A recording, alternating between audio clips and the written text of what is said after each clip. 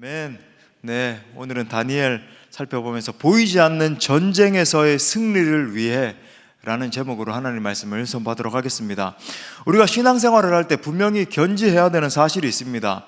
제가 여러분에게 누차 말씀드리지만 영적인 세계가 있다는 거예요. 많은 사람들이 영적 세계에서 이 사탄 마귀와의 전쟁이 있다라고 하는 사실을 모른 채로 살아가다가 여러분 모르고 전쟁에서 패하는 거죠.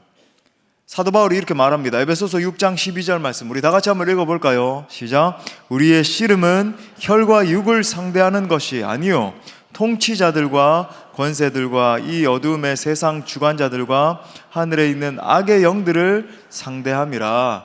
아멘. 제가 영적 전쟁에 대해서 강의하면서 여러분에게 말씀드린 적이 있는데 우리 또 대부분의 성도님들 못 들어서 다음에 좀 더 디테일하게 이렇게 한번 해야 되겠다 이런 생각도 하는데, 보이는 세계가 있어요. 그리고 보이지 않는 세계가 있죠. 근데 여러분 여기서 우리가 기억해야 되는 영적인 원리가 뭐냐면, 보이지 않는 세계에서 일어난 일이 보이는 세계에 직접적으로 영향을 끼친다는 겁니다.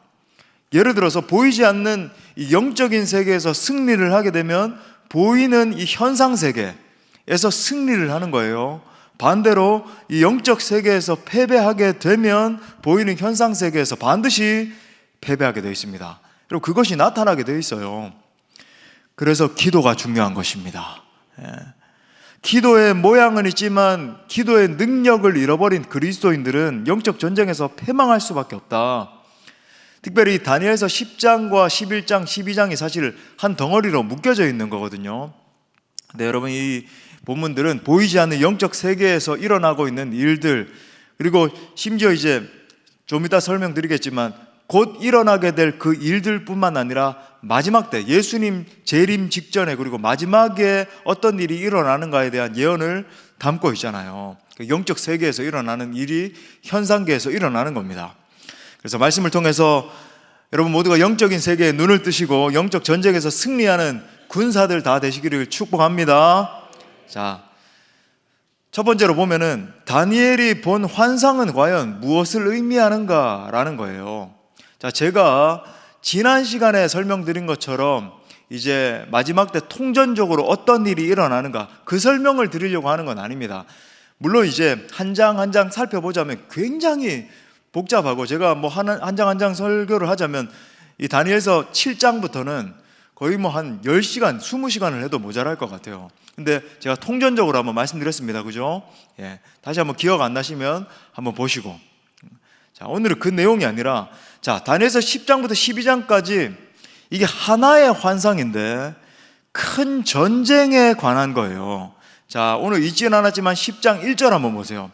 바사왕 고레스 제3년에 한 일이 벨드사살이라 이름한 다니엘에게 나타났는데 그 일이 참되니 곧 큰 전쟁에 관한 것이라. 다니엘이 그 일을 분명히 알았고 그 환상을 깨달으니라. 자, 고레스 통치 한 3년쯤 됐으니까 주전 537년에서 한 536년경에 일어났던 일이에요. 이스라엘이 바벨론에서 이제 70년 동안 포로 생활을 마치게 되고 스룹바벨을 중심으로 해서 1차 귀환을 한 지 얼마 되지 않은 그런 시점입니다. 이때 다니엘이 본 이 환상에 관한 내용이 과연 무엇인가? 이제 1차적으로 해석을 하면 1차적 의미는 뭐냐면, 북방왕, 여러분 많이 들어보셨죠? 역사책에서 안티오쿠스 에피파네스. 사실 이제 안티오쿠스 4세가 이제 에피파네스인데 그에 의해서 이제 유대와 이 모든 예루살렘 성들이 완전히 짓밟히게 된다라고 하는 예언에 관한 거거든요. 그러니까 다니엘을 시점으로 해서 약 한 300년 후에 바사 왕국이 멸망을 하고 헬라 제국이 등장을 합니다. 그때 이제 북방왕 시리아의 셀류코스 왕조가 있었고 남방왕 애굽의 프톨레미 왕조가 있었잖아요. 이 사이에서 굉장히 큰 전쟁이 일어나거든요, 실제로. 그때 이제 북방왕이었던 안티오쿠스 4세 에피파네스가 모든 이 지역들을 제패하게 되고, 이 에피파네스가 내려와서 실제로 유대 땅과 모든 이 예루살렘을 갖다가 막 회파하고 짓밟아 버리거든요. 역사상 전무, 그러니까 사실 바벨론에 의해서 포로로 끌려갈 때보다 사실 더 심하게 짓밟히는 역사적 정황이 일어나잖아요. 여러분 그 정도는 다 아시잖아요, 그죠? 다 뭐 역사책에서 다 배우셔서 뭐 상식으로 다 알고 계시는 사실이잖아요. 근데 여러분, 이 환상의 이제 2차적인 의미는 민망해서 웃으시는 건지 다 알고 있다는 듯이 뭐 다 웃으세요. 뭐 굉장히 표정이 밝아지시네요, 이게. 예. 근데 이 환상의 이제 2차적인 의미, 이 본질적인 내용은 무엇인가? 사실 이 다니엘이 본 환상은 우리 아는 것처럼 헬라 제국이 등장을 하고 이제 로마 제국이 등장을 하게 되고 이제 계속해서 이제 완전히 유대 땅이 다 짓밟히게 되잖아요. 근데 거기에서 더 나가서 적그리스도가 등장하게 됨으로 말미암아 인류 마지막에, 그죠, 유대 땅뿐만 아니라 온 인류 역사가 어떻게 전개되는가, 이것에 대한 통전적인 그림을 보여주고 있어요. 물론 그 당시에 뭐 네로라든지, 그죠, 뭐 도미티안 황제라든지 이런 극심한 핍박을 했던 황제들에 대해서 저 사람이 바로 적그리스도다, 이제 1차적으로 해석하면 그렇죠. 네로의 이름을 갖다가 헬라식으로 풀면은 666이 되고 저 사람이 적그리스도다. 여러분, 우리는 성경을 단편적으로만 보면 안 됩니다. 성경의 뭐 역사가 E.H. 카의 말처럼 역사가 반복되는 것처럼, 그죠? 성경의 예언이 이 마지막 때를 향해서 겨냥되고 있고 그것이 드러나게 돼 있다는 거예요. 이제 그 전체적인 내용 요약에 대해서는 지난 시간에 간단하게 이제 살펴봤습니다. 이거 뭐 다 살펴볼 수는 없고 전체적으로 말씀드렸어요. 그 중에 이제 보세요. 한 부분만 살짝 맛보기를 원합니다. 자, 보십시오. 다니엘서 12장 1절부터 2절을 보니까, 여러분, 이게 어떤 때 일어나는 일이냐 한번 보세요. 12장 1절부터 2절. 그때에 내 민족을 호위하는 큰 군주가 미가엘이 일어날 것이요 또 환란이 있으리니 이는 개국 이래로 그때까지 없던 환란일 것이며, 여러분, 이 표현이 굉장히 많이 들어본 표현이기도 하고, 개국 이래로 그때까지 없던 환란일 것이며, 그죠? 계시록에도 나오는 거 여러분 아시겠죠? 그때에 내 백성 중 책에 기록된 모든 자가 구원을 받을 것이라. 여러분, 여기다 좀 줄을 치십시오. 내 백성 중 책에 기록된 모든 자가 구원을 받을 것이라. 여러분, 이때가 어떤 시기를 겨냥한 말씀이라는 걸, 예언이라는 걸 알 수 있을까요? 마지막 최종 심판 때 일어나는 일임을 암시한다는 것을 우리가 바로 알 수 있죠. 여러분, 초대교회 당시에 모든 백성들이 다 구원받나요? 아니요. 택함 받은 모든 백성들이 구원, 지금도 아직 아니잖아요, 그죠? 우리가 그 일을 위해서 열심히 복음을 전하는 것 아니겠습니까? 근데 내 백성 중에 책에 기록된 모든 자가 구원을 받는다. 아, 이것은 마지막 최종 심판 때의 일에 대해서 언급을 하는 예언이구나, 딱 알 수 있는 거죠. 자, 그 다음에 보니까 땅의 티끌 가운데에서 자는 자 중에서 많은 사람이 깨어나 영생을 받는 자도 있겠고 수치를 당하여서 영원히 부끄러움을 당할 자도 있을 것이며, 이 말씀도, 그죠? 그리고 이제 데살로니가 전서 이제 4장이라든지 아니면 데살로니가 후서 2장에 나오는 이 대환란과 예수 그리스도의 강림 때에 일어날 일들에 대해서 사도 바울이 언급하는데 그 내용과 합치하는 내용이라는 것을 우리가 깨달아 알 수 있죠. 그러니까 아하, 이 다니엘의 예언은 그냥 1차적으로, 그죠, 뭐 이렇게 에피파네스에 의해서 모든 유대 땅이 짓밟히게 되고 뭐 이런 것만 조망하는 말씀이 아니라 마지막 때를 겨냥하고 있고, 그 다음에 이 다니엘과 요한계시록이 연결이 되는 것이로구나 라는 것을 우리가 깨달아 알 수 있는 거예요. 자, 이것이 바로 다니엘이 세일의 동안, 그죠, 21일 동안, 다니엘 그러면 이제 21일 기도 이렇게 딱 떠오르잖아요, 그죠? 그렇게 금욕하면서 기도한 이유입니다. 자, 오늘 핵심 구절인데 12절 중반에 보니까 이렇게 말해요. 그가 내게 이르되 다니엘아 두려워하지 말라. 내가 깨달으려 하여 내 하나님 앞에 스스로 겸비하게 하기로 결심하던 첫날부터 내 말이 응답받았으므로 내가 내 말로 말미암아 왔느니라. 내가 깨달으려 하여 내 하나님 앞에 스스로 겸비하게 하기로 결심하던, 이게 바로 다니엘이 21일 동안, 그죠, 금욕하면서, 사실은 이제 금식이라고 많이 이야기를 하는데 부분적인 금식이었어요. 그러니까 고기라든지 기름진 것이라든지 이런 것들을 이제 금식을 하고 시간대도, 그죠, 이렇게 좀 정해놓고 그렇게 하는 금식이었습니다. 왜냐하면 그 당시 다니엘이 80세가 넘은 한 4세, 5세 이 정도로 추정을 하는데, 요 환상이 임했을 때가 굉장히 고령이었기 때문에 21일 동안 풀리 완전히 금식을 했다면 아마 사망했을 겁니다. 근데 그게 아니라 이제 당시 문화적인 상황을 고려했을 때 금욕을 했을 것이다. 아무튼 다니엘은 이제 환상을 보게 된 거죠. 이 이스라엘을 중심으로 해서 전개되게 될, 이제 근시안적으로는 그죠, 그 민족이 당하게 될 그 뼈아픈 역사, 더 나아가서는 마지막 때에 일어나게 될 그 일들에 대한 환상을 받았는데, 마찬가지 아닙니까? 여러분, 사도 요한도 계시록에서 하나님의 계시를 깨달았을 때 이 계시가 너무 크기 때문에 완전히 내가 그 앞에서 죽은 자처럼 됐더라. 오늘 우리가 읽은 본문처럼 다니엘도 이 계시를, 여러분, 우리 인간이 하나님의 계시를 깨닫게 될 때는요, 완전히 죽은 자처럼 돼요.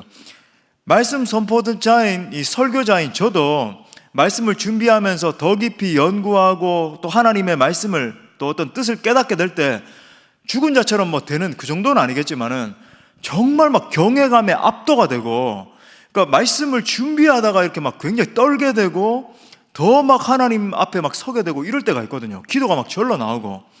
이걸 더 넘었죠. 완전히 하나님께서 환상을 갖다가 열어 보여주시다 보니까 내가 막 죽은 자처럼 되고 마음으로부터 깊이 슬퍼한다 그러잖아요. 그죠?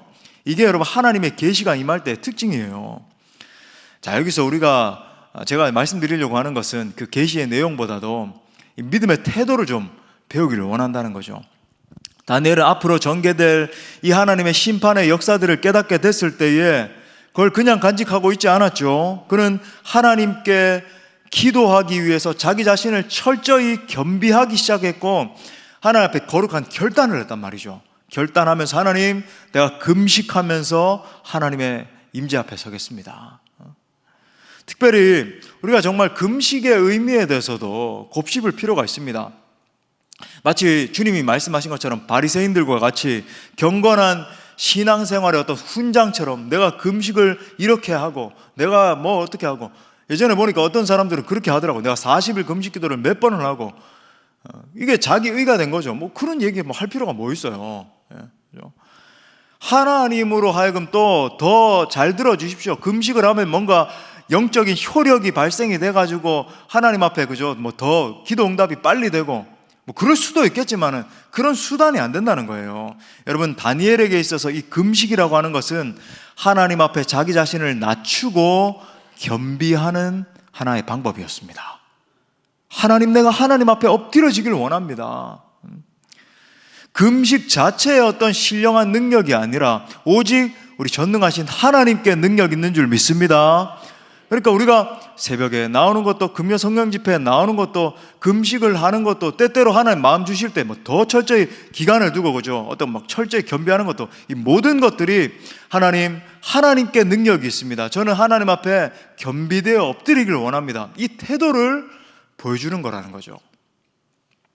자, 그렇다면 하나님께서 천사를 보내셔서 다니엘에게 이 모든 계시들을 깨닫게 하신 이유가 뭔가? 참 놀라운 계시들인데, 다니엘과 이 백성들에게 혼란을 가져다 주고, 단지 처음에는 물론 이제 이 계시를 깨닫게 됐을 때 마음이 너무 힘들었어요. 감당이 안 돼. 인간으로 아무리 다니엘 놀라운 영성을 지닌 사람이었다 할지라도, 그죠? 감당이 안 되는 거예요. 그런 목적 때문에 주신 걸까요? 아닙니다. 놀랍게도 이 다니엘의 예언을 통해서, 그리고 그 다니엘의 예언을 지금 듣고 있는 현재 우리에게도 평안함을 주시기 위함입니다. 하나님이 우리에게 계시를 주시는 것은 음성을 들려주시고 말씀하시고, 그죠? 이 말씀을 갖다가 깨닫게 하셔서, 아하, 하나님의 말씀이 정말 그러하십니다. 그렇게 하시는 이유가 뭡니까?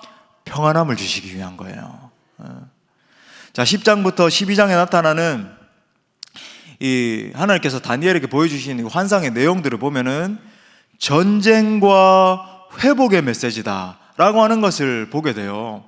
우리가 이제 인류 역사를 전체적으로 이렇게 볼 때도, 여러분 서점 같은 데 가도 전쟁사 코너에 굉장히 많은 책이 꽂혀 있다는 것을 여러분 아십니까? 저도 전쟁사에 대해서 굉장히 흥미를 느끼고 많이 읽어보기도 하고 그랬는데, 근데 놀라운 건 실제로 다니엘이 본 환상처럼 전쟁과 회복과 위기와 회복과 이게 반복된다라고 하는 것을 알 수 있어요. 왜 그런가? 죄의 결과죠.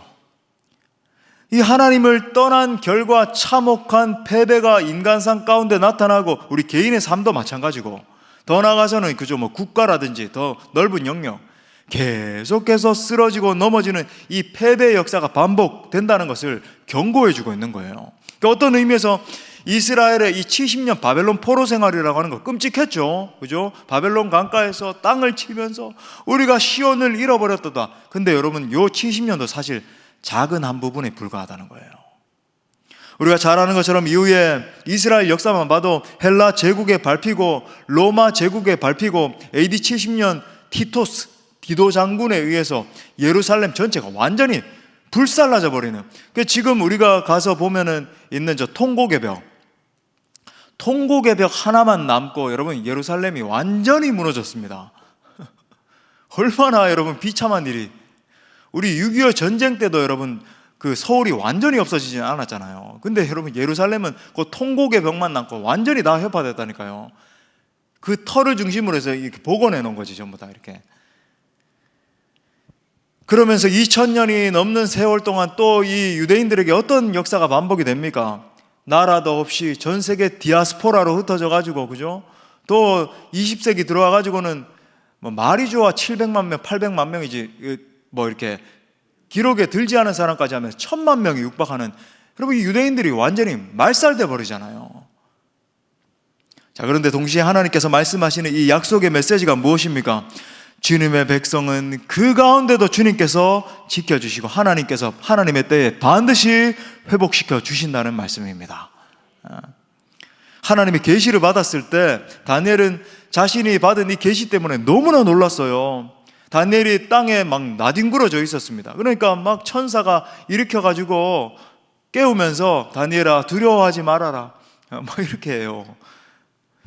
그런 상황 가운데 다니엘에게 이러한 계시를 주신 이유는 뭐냐면, 자, 이제 다니엘의 어떤 총괄적인 메시지죠. 제가 첫 시간에도 말씀드렸습니다만, 이스라엘의 하나님께서 인류 전 역사를 주관하는 분이라는 것입니다. 오직 그분의 뜻대로 세상을 통치하는 분이시다. 그렇기 때문에 너희가 의지할 것은 인간 왕들이, 군왕들이 계속 일어났다 치고 그죠? 그런 눈에 보이는 왕들 의지하지 말고 오직 하나님을 의지하라는 거예요. 우리가 조금 있다가도 또 기도하겠습니다만은, 물론 이제 선거철이 되면 이게 또 선거도 또 기도하는 마음으로 이렇게 해야 되겠죠. 우리 중에는 뭐 이렇게 서로 간에 막 정치 운동하고 얘기하고, 여러분 그러지 마십시오. 우리 원칙으로 그런 거 하지 않기로 하는데, 여러분, 이게 내가 지지하는 정치 지도자가 반드시 세워져야 되고, 안 그러면은 상대방에 대해서 비난하고 어떻게 해서든 세상 사람들처럼 하지 맙시다. 여러분, 이건 복음을 모르고 성경의 원리를 모르고 하나님이 통치자라는 사실을 모르는 사람들이 그렇게 하는 거예요. 하나님이 우리나라를 다스리는 줄 믿습니다. 여러분, 무슨 6.25 전쟁이 나게 된 것도, 이게 하나님 왜 우리 6.25 전쟁 일어나게 하셨어요? 하나님이 일어나게 한 게 아니라 하나님이 섭리적 허용 가운데서, 이 말을 또 못 알아먹는 사람들은 그러더라고요. 왜 섭리적으로 허용을 하셔서 그런 말이 아니고, 여러분, 이게 신정론의 영역인데, 하나님이 인류 역사 가운데 이 모든 것들을 다 예언을 하셨고 인간의 타락 때문에 일어나는 일들인데 하나님이 허용하시는 거예요. 하나님이 그렇게 시키시는 게 아니라, 떠미시는 게 아니라, 여러분, 우리 인간 의지로서, 그죠?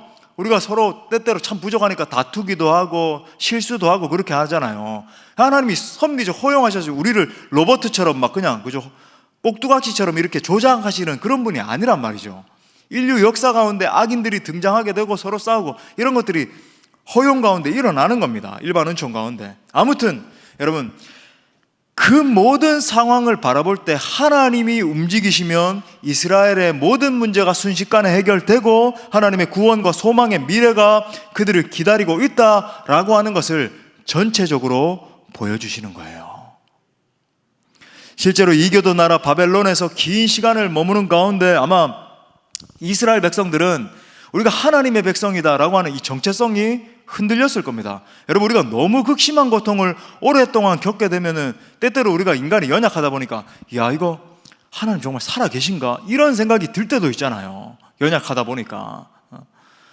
그런 것처럼 너무나 긴 시간 동안, 그죠? 바벨론에서 짓밟히고 유린당하고 이러다 보니까 우리가 하나님의 백성이 맞는가? 하나님을 예배하는 백성이 맞는가? 때때로 그런 한숨이 핀잔이 나올 때가 있는 거죠. 그래서 하나님께서 이스라엘을 향한 이 목적을 신실하게 이루어가고 계심을 확신하는 것이 이 사람들에게 절실했던 겁니다. 그러한 백성들을 향해서 이 다니엘서를 주신, 그리고 이 환상을 주신 목적, 딴 게 아니고 내가 하나님이라는 거예요. 내가 너희의 하나님이다. 내가 여전히 온 우주 만물을 다스리고 있고 이스라엘을, 너희를 인도하는 것도 바로 나다 라고 하는 것을 말씀하시는 거예요. 이 메시지는 지금 우리에게도 그대로 적용되는 메시지입니다. 우리는 정말로 이 시대를 바라볼 때 정체성이 뿌리채 흔들리는 시대를 살고 있다라고 해도 과언이 아닙니다. 이 부패하고 혼탁한 시대에 때때로 참 너무나 이 부패하고 혼란한 이 세대에서 좀 벗어나서 저 천국에 이루고 싶다, 이런 마음이 들 정도로, 그죠? 너무너무 악한 이 세대 가운데 그리스도인으로서 이 정체성을 지켜나가는 것이 여간 어려운 일이 아니죠. 그리고 또 우리의 소소한 이 고통들과 또 고난들이 닥치면 우리의 정체성이 흔들리는 것도 사실입니다. 그런 우리를 향해서 이 다니엘서를 통해서 하나님이 이 말씀하시는 거예요. 내가 하나님이다. 여전히 온 우주 만물을 통치하는 것도 나이고 너희의 인생을 인도하는 것도 바로 나야. 그러니 나를 신뢰하고 나를 믿으라 라고 말씀하시는 거예요. 그러므로 오직 하나님 앞에서 우리의 정체성을 확고히 세우시고 하나님만 의지하는 주권자 하나님을 인정해드리는 여러분 모두가 되시기를 축복합니다. 자, 두 번째로, 두 가지밖에 없어요. 긴장하지 마십시오. 두 번째로, 다니엘의 환상이 담고 있는 그런 메시지는 무엇인가 라는 거예요. 다시 한번 총괄합니다. 하나님은 역사의 주관자이시고 보이지 않는 전쟁에서 반드시 승리하는 분이라는 거예요. 여러분, 우리가 이 사실 깨달을 때 우리 삶에서 당면하는 모든 이슈들 때문에 너무 힘들어할 필요도 없어요. 그거 어리석은 겁니다. 하나님이 보이지 않는 전쟁에서 승리케 하시는 줄 믿습니다. 자, 13절 보십시오. 이렇게 말해요. 그런데 바사 왕국의 군주가 21일 동안 나를 막았으므로, 또 표현이 흥미로워요. 여기 잘 보셔야 됩니다. 내가 거기 바사 왕국의 왕들과 함께 머물러 있더니, 근데 그때 가장 높은 군주 중 하나인 미가엘이 천사잖아요, 그죠? 그가 와서 나를 도와주므로, 이런 구절들을 읽을 때 굉장히 신비롭기까지 하고, 이런 일들이 이제 다니엘에게 보여졌고 이제 영적으로 깨달아지고 현실이 되는 거죠. 자, 사실 이제 천사는 다니엘이 이제 21일 기도가 시작되기도 전에, 기도를 시작할 때부터 하나님의 응답을 가져오려고 이제 딱 기다리고 있었어요. 내가 다니엘이 기도하니까 응답을 가져가야지. 근데 3주 동안 누가 맡고 있었대요? 바사 왕국의 군주가, 페르시아 왕이잖아요, 그죠? 페르시아의 이 군주가 내 앞을 가로막았다. 천사 앞을 가로막았다는 거예요, 감히. 결국 이스라엘의 천사장 미가엘의 도움으로, 미가엘이 이제 딱 등장을 해가지고 이 천사가 다니엘에게 이제 기도 응답을 갖다가 가져다 줄 수 있도록 했기 때문에 기도 응답이 21일 만에 오게 됐다. 지금 이런 말이에요. 이해되십니까? 예. 자, 그렇다면 천사가 기도 응답을 가져오는 길에 가로막았던 이 좀 생뚱맞은 이 페르시아 군주는 과연 누구인가? 물론 눈에 보이는 우리 인간 왕들도 배제할 수는 없는 거죠. 그런데 어떤 인간 왕이 하나님의 천사를 대적을 하고 천사의 앞길을 3주 동안이나 막을 수 있을까요? 이거 사실 불가능한 일이잖아요, 그죠? 천사를 막을 왕이 누가 있겠어요? 아무도 없습니다. 여러분, 이 페르시아 군주는 악한 마귀 사탄을 의미하는 것입니다.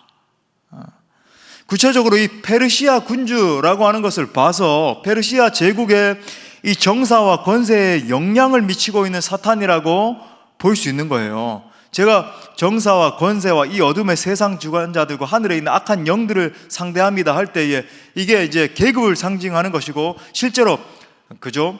authority, 정사와 권세, prosperity, 이 권세를 쥐고 있는 악한 세력이 있다라고 하는 것을 말씀드린 적이 있죠. 그죠? 실제로 사탄 마귀가 정사와 권세, 그러니까 국가의 정사를 갖다가 뒤흔드는 세력이 있다라고 하는 거예요. 그걸 의미한다라고 볼 수 있는 거죠. 제가 초대도 말씀드렸지만 우리가 영적 전쟁에 강한 군사가 되기 위해서는 영적인 세계에 대해서 알아야 된다라고 말씀드렸어요. 예를 들어 국가에 대해서 기도를 할 때도 그냥 막연하게 하나님 뭐 이번에 뭐 이렇게 선거가 있는데 하나님 도와주시고 하나님 이 민족을 다스려 주시고, 그게 아니라 구체적으로 저 북한을 위해서 기도할 때도 실제 악의 축인 그저 공산당들, 김정은을 중심으로 한 공산당들이 대부분의 불쌍한 사람들을 유린하고 있고, 여러분 이게 악한 세력의 도움 없이 어떻게 2천만, 지금 뭐 2천만 안 된다고 그때 뭐 임 목사님 말씀하신 적도 있지만은 뭐 아무튼 2천만이라고 칩시다.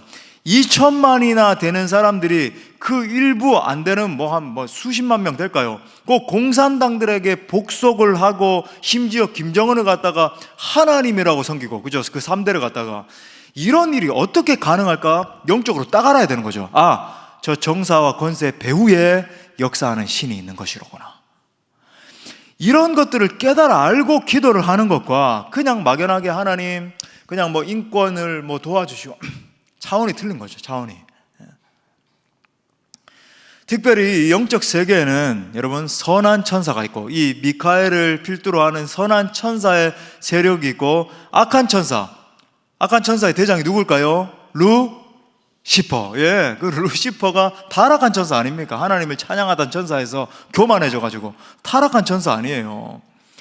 사도 바울은 이 사탄이 실제로 공중의 권세를 잡고 있어서, 공중 권세라 그러니까 뭐 공기를 잡고 있는 그런 게 아니라 실제로 authority, 이 모든 정사와 권세와 이 어두움의 세상 주관자들과 하늘에 있는 악한 영들을 잡고 있어서 불순종의 아들들 가운데 직접적으로 역사하고 있음에 대해서 이야기하잖아요. 자, 우리 자주 읽지만 에베소서 2장 2절 보니까 우리 이 구절은 같이 읽어요. 시작.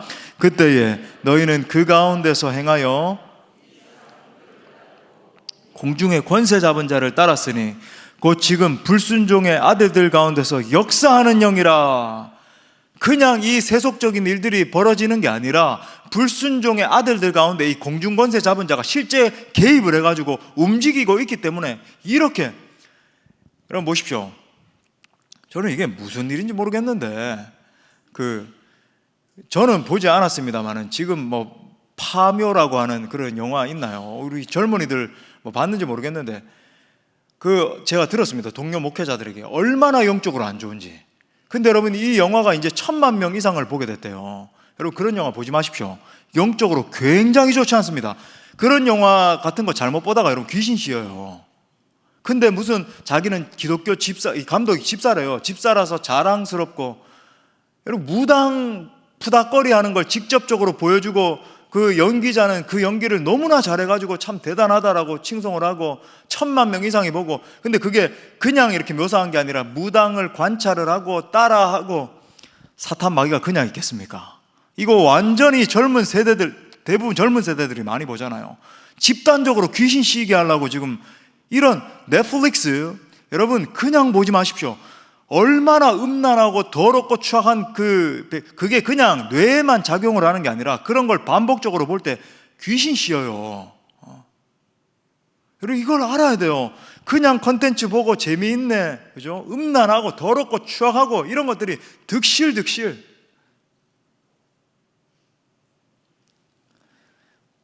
여러분 영적인 세계에 대해서 눈을 뜨고 사탄 마귀를 이길 수 있는 영적 능력을 키울 수 있는 것이 중요합니다.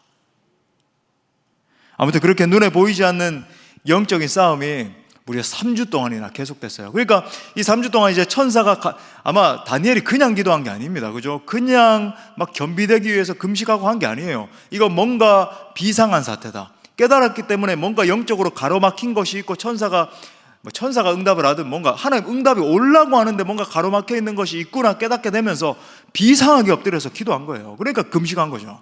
그렇죠? 즉 다니엘은 영적인 전쟁의 실체에 대해서 인식을 했고, 하나님의 응답이 곧 임하기 위해서 하나님이여 이 모든 방해하는 세력들이 떠나가고 하나님의 응답이 임하게 하여 주옵소서, 그렇게 기도한 거예요. 그 결과 미가엘의 도움을 받습니다. 천사 미가엘은 또 누구인가? 미가엘은 하나님과 같은 자가 누가 있는가? 라는 거 아닙니까? 그죠? 유다서 1장 6절에 보니까 미가엘을 천사장이라 그러고, 또 오늘 본문 21절에도 보니까 미가엘 천사의 실체에 대해서 말하면서 이스라엘을 돕는 천사다 이렇게 말해요. 오직 내가 먼저 진리의 글에 기록된 것으로 내게 보이리라. 나를 도와서 그들을 대항할 자는 너희의 군주, 그죠? 이스라엘의 군주라는 거예요. 미가엘 뿐이니라. 실제로 여러분, 이 미가엘 천사는 대단한 능력을 지니고 있으면서 이스라엘을 보호하는 역할, 사실 이스라엘만 보호하는 게 아니죠. 여기서 우리가 깨달아 알 수 있는 건 뭐냐면, 원수 마귀 사탄은 어떻게 해서든지 하나님의 일이 성취되는 것을 방해하지만 하나님은 하나님의 일을 성취하신다는 겁니다. 그런데 여러분, 누구를 통해서, 뭘 통해서 성취하세요? 성도의 기도를 통해서 성취하는 거예요. 다니엘의 기도를 통해서 성취하신 것처럼, 미가엘이 이스라엘의 보호자가 된 것처럼 하나님이 우리를 적극적으로 보호하시고 부르짖는 자의 기도 소리에 빨리 응답하기를 원하시는 줄 믿을 수 있기를 바랍니다. 자, 그렇다면 우리가 결론적인 질문을 던져보겠어요. 보이지 않는 전쟁에서 우리가 정말 승리하는, 겸비하는 그리스도인이 되기 위해서는 어떻게 해야 될까요? 제일 먼저는 제가 누누이 말씀드리지만 보이는 세계가 전부가 아니다는 사실을 여러분 깨달으셔야 돼요. 이게 다니엘이 계속 1장부터 강조해온 핵심이에요. 우리의 사업도, 학업도, 인생의 모든 문제들, 그죠? 사역도. 베드로전서 5장 8절 우리 또 같이 읽겠습니다. 시작. 근신하라, 깨어라, 너희 대적 마귀가 우는 사자같이 두루다니며 삼킬 자를 찾나니. 우리 너무 많이 읽어서 아는 구절 아닙니까? 사탄 마귀가 우는 사자처럼 으르렁거리면서 어떻게 하면 저 사람 삼켜볼까? 어떻게 하면 저 사람, 저 가정 넘어뜨려 볼까? 저 공동체 방해해 볼까? 하지만 여러분, 동시에 이 모든 사실을 인식하고 동시에 우리가 깨닫고 붙들어야 되는 사실이 뭐예요? 세상의 모든 일은 하나님의 손안에 있다는 사실입니다. 역사, 그러면 history, his story, 그렇게 말씀드리지 않아도, 그죠? 하나님의 역사이다. 하나님이 통치하신다.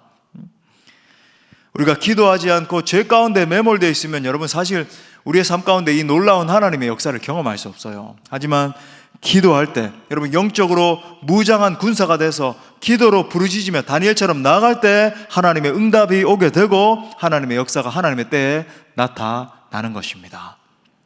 두 가지 여러분 적용점을 드리길 원합니다. 말씀 마무리하면서. 첫 번째는 뭐냐면, 계속해서 쉬지 말고 기도해야 됩니다. 우리 한번 따라 합시다. 계속해서 쉬지 말고 기도하라. 다니엘이 계속해서 쉬지 않고 기도하자 하나님이 그의 천사를 보내신 거예요. 12절 하반에 보니까 내가 내 말로 말미암아 왔느니라. 여러분, 내 기도로 말미암아 왔느니라, 이런 말이에요. 거기 좀 적어 놓으십시오. 내 말로 옆에 기도로. 내 기도로 말미암아 왔느니라. 심지어 다니엘의 기도에 응답해 주시기 위해서 군대 대장인 미가엘 천사까지 동원하신 거죠. 원수의 사악한 공격을 깨뜨리는 가장 강력한 무기는 기도인 줄 믿습니다. 특별히 여러분, 다니엘은 3주 동안 특별히 계속 기도했잖아요. 그의 꾸준한 기도가, 멈추지 않는 기도가, 비상한 기도가 사탄의 방해를 뚫고 응답을 불러온 거예요. 여러분, 꾸준한 기도를 통해서, 신실한 기도를 통해서, 강력한 기도를 통해서 여러분 승리할 수 있기를 축복합니다. 자, 두 번째는 어려울 때, 참 이 역사의 어려운 순간이 오죠. 우리의 삶에도 그래요. 어려울 때 문제를 끌어안고 기도하십시오. 우리 마지막으로 따라합시다. 어려울 때 문제를 끌어안고 기도하라. 정말 비상한 상황에서는 비상한 기도가 드려져야 돼요. 금식을 해야 될 수도 있고, 그죠? 막 철회하면서 기도해야 될 필요도 있고, 낮 시간에도 계속 틈틈이 기도하고 막 비상하게 겸비해서 기도해야 될 때가 있습니다. 실제로 보십시오. 에스라 8장 23절에 보니까 그러므로 우리가 이를 위하여 금식하며 우리 하나님께 간구하였더니 그의 응답하심을 입었느니라. 금식하며 기도할 때 이스라엘 백성들이 복귀할 수 있었고 예배를 회복할 수 있었다는 거예요. 또 우리 잘 아는 것처럼 사도행전 13장 3절에도 이에 금식하며 기도하고 두 사람에게 안수하여 보내니라. 안디옥 교회가 금식하면서 기도할 때 이방인들을 향한 선교의 문이 열리게 된 거예요. 사랑하는 여러분, 삶과 사역 가운데, 우리 인생 가운데 정말 죽을 것 같은 때가 닥쳐오기도 하죠. 내가 도저히 이런 고통을 어떻게 통과할 수 있을 것인가, 숨이 콱콱 막히는 때, 뭐 법칙은 아닌데 여러분 충분히 기도하면서 한 3일 정도 금식하면 해결되는 경우가 굉장히 많이 있어요. 우리 임 목사님이 3일 기도하면 모든 문제가 다 떠나간다더라, 이렇게 너무 공식화시키지 말고, 그럼 그래도 한 3일 정도는 정말 기본적으로 금식하면서 기도하면 그 영적 세계의 움직임이 일어나는 거죠. 특별히 여러분, 우리 이제 고난주간 지나고 이제 행축을 선포하면서 이제 영혼 구원도 하게 될 것이고, 또 선교의 사명도 계속해서 감당해야 될 텐데, 여러분, 전도와 선교의 사명이 열려지게 되는 것도 영혼들을 끌어안고 기도할 때 열려지는 거예요. 내 기술로, 내 수려한 언변으로, 내 어떤 탁월한 경험으로 하는 게 아닙니다. 기도할 때 전도와 선교의 문을 열어주실 줄 믿습니다. 아무쪼록 우리가 이 모든 사안들을 놓고, 또 역사 가운데 참 어려울 때, 힘들 때도 있죠. 고난의 순간을 통과해야 될 때도 있습니다.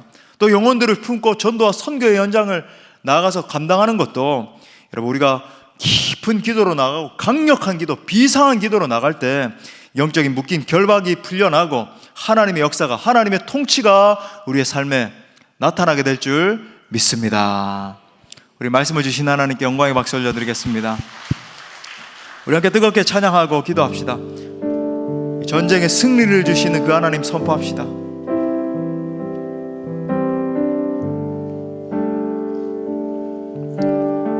세상의 유혹 시험이, 세상의 유혹 시험이 내게 몰려올 때에 나의 힘으론 그것들 모두 이길 수 없네. 거대한 폭풍 가운데 위축된 나의 영혼, 어찌할 바를 몰라 헤매이고 있을 때 주를 찬양, 주를 찬양,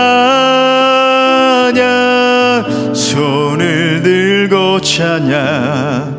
전쟁은 나에게 속한 것 아니니 주를 찬양, 손을 들고 찬양. 전쟁은 하나님께 속한 것이니 거짓과 속임수로, 거짓과 속임수로 가득 찬 세상에서 어디로 갈지 몰라 머뭇거리고 있네. 공중의 권세 잡은 자, 지금도 우리들은 실패와 절망으로 넘어뜨리려 하네. 하지만 우리 주님을 찬양합니다. 주를 찬양, 손을 들고 찬양. 전쟁은 나에게 속한 것 아니니 주를 찬양, 손을 들고 찬양. 전쟁은 하나님께 속한 것. 목소리 높여 주위를 둘러보며, 주위를 둘러보며 아무도 믿음의 눈을 들며 보이는 분 계시네. 지금도 내 안에서 역사하고 계시는 사망과 어둠의 권세 물리치신 예. 우리 두 손 높이 들고 선포하며 주를 찬양, 주를 찬양, 손을 들고 찬양. 예 주님, 전쟁은 나에게 속한 것 아니니 주를 찬양, 손을 들고 찬양. 전쟁은 하나님께 속한 것이 주를 찬양, 주를 찬양, 손을 들고 찬양. 전쟁은 나에게 속한 것 아니니 주를 찬양, 손을 들고 찬양. 아냐. 전쟁은 하나님께 속한 것이니. 이 시간 우리가 말씀 붙들고 함께 기도할 때, 보이지 않는 영적 세계에서 승리할 때 보이는 세계에서 승리할 수 있음을 바라봅시다. 사탄은 지금도 우는 사자와 같이 우리를 공격하기 위해서 모든 수단과 방법을 다 동원하고 있어요. 우리 함께 기도합시다. 살아계신 하나님, 제가 영적으로 강한 군사가 되기를 원합니다. 악한 마귀의 괴계를 능히 이길 수 있도록 내게 성령의 능력으로 덧입혀 주시옵소서. 하나님, 내게 기도의 영을 부어 주시옵소서. 여러분 기억합시다. 오늘 특별히 다니엘이 기도의 사람이었다는 것을, 여러분 왕의 조서에 도장이 찍힌 것을 알고도 여전히 기도하는 장소에 가서 하나님이여, 나는 하나님의 임재 안 하면 족합니다. 여러분 사자의 굴에 들어가서도 어떤 상황에서도 기도하는 거예요. 하나님, 내게 다니엘과 같이 기도의 사람 되게 하여 주옵소서. 말씀의 영을 부어주시고 성령으로 충만케 하시고 기도의 사람 되게 하여 주시옵소서. 다 함께 주님 간절히 찾습니다. 주여, 주여, 주여.